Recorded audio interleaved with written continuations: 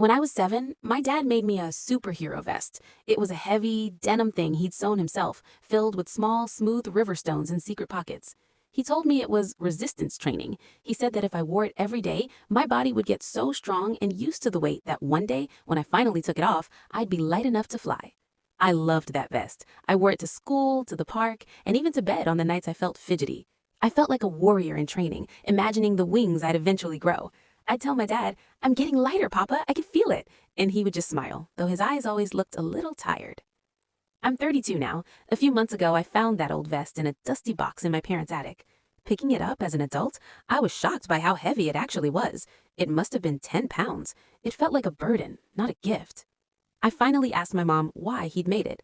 She sat me down and told me that when I was small, I suffered from severe, undiagnosed sensory meltdowns and bolting episodes. I would get so overwhelmed by noise or light that I'd run blindly into the street or into the woods. We were living below the poverty line back then. There were no specialists, no therapists, and no weighted blankets for kids like me.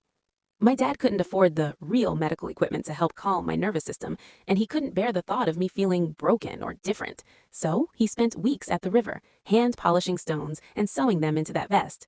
He didn't want me to feel like a child who needed to be restrained or anchored down. He wanted me to feel like a hero who was preparing for the sky.